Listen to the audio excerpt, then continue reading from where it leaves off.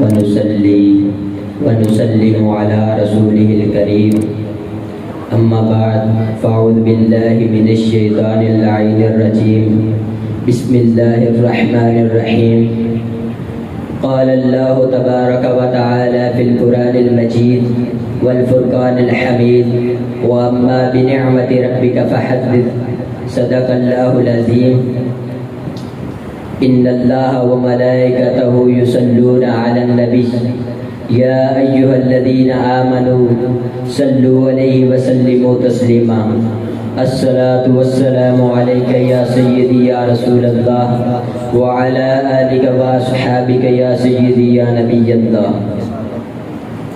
آج مجھے جس موضوع سخن پر لب کشائی کرنے کا موقع ملا ہے اس کا عنوان ہمارا اور پاکستان کا تعلق ہے. اللہ رب العزت نے ہمیں ایسا عظیم و شان ملک عطا فرمایا کہ اس ملک پاکستان کے ساتھ ہمارا تعلق ایسا ہے جیسا جسم و جان کا تعلق آپس میں ہوتا ہے. یہ اس لیے کہ پاکستان بننے سے پہلے کی جو صدیوں کی تاریخ ہے وہ بھی ہماری ہے اور پھر پاکستان کو اور پھر انگریزوں کو بھگا کر ہند کو آزاد کرنے میں کردار بھی ہمارا ہے. اور جس نظریے پر پاکستان بنا اس نظریے پر پہرا دینے کا تاج ہمارے علماء و مشائخ کے سر پر ہے اور پھر پاکستان کی بقا کا سلسلہ بھی ہمارے علماء و مشائخ کے زندہ کردار کی وجہ سے ہے. جس نظریے پر پاکستان بنا پوری روئے زمین پر اس نظریے پر کوئی ملک نہیں بنا. باقی ملکوں کے پیچھے جغرافیے برادری رنگ و نسل ہے لیکن پاکستان ایک رنگ کی وجہ سے نہیں ایک نسل کی وجہ سے نہیں بلکہ ایک نظریے کی بنیاد پر بنا ہے. سامعین محترم ہم پاکستان سے اس لیے پیار نہیں کرتے کہ یہ ہمارا ملک ہے. خدا کی قسم ہم پاکستان سے اس لیے پیار کرتے ہیں کہ جو نظریہ دے کر ہمارے آقا مولا احمد مجتبی محمد مصطفیٰ صلی اللہ علیہ وآلہ وسلم نے مدینہ شریف کی اسٹیٹ بنائی اگر اس نظریے پر کوئی ملک بنا ہے تو وہ پاکستان بنا ہے.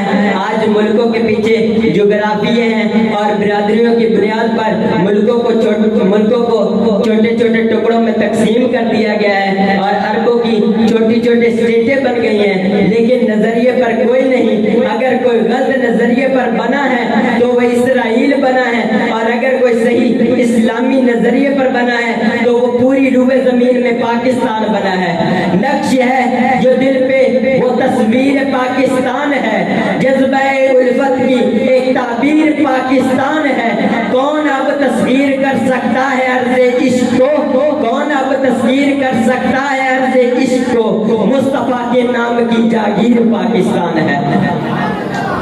سامعین محترم ہم پاکستان کا نام عبادت سمجھ کے لیتے ہیں. ہمارا پاکستان کے ساتھ تعلق ایمان والا تعلق ہے. یہ اس لیے نہیں کہ ہم اس زمین پر بیٹھے ہیں اور اس زمین کا اناج کھا رہے ہیں. یہ اس لیے کہ جو نظریہ دے کر ہمارے آقا و مولا احمد مجتبی محمد مصطفیٰ صلی اللہ علیہ وآلہ وسلم نے طائف کے بازار میں پتھر کھائے تھے یہ اس نظریے پر بنا ہے.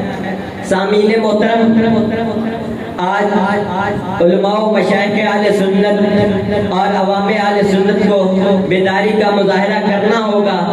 پاکستان کو بچا کر اس میں نظام مصطفیٰ لانے کی کوشش کرنی ہوگی ورنہ تاریخ ہمیں کبھی معاف نہیں کرے گی.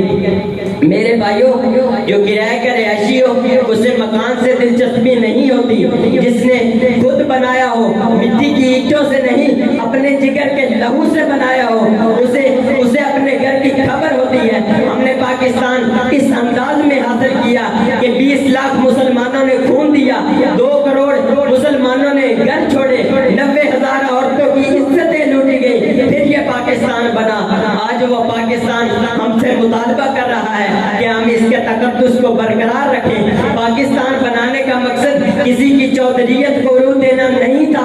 پاکستان بنانے کا مقصد یہ تھا کہ مدینہ شریف کا رنگ نظر آئے مکہ شریف کا رنگ نظر آئے شریعت مطہرہ کا ماحول ہو اور سنت نبوی کا چرچا ہو. جاگ اٹھے ہیں اہل سنت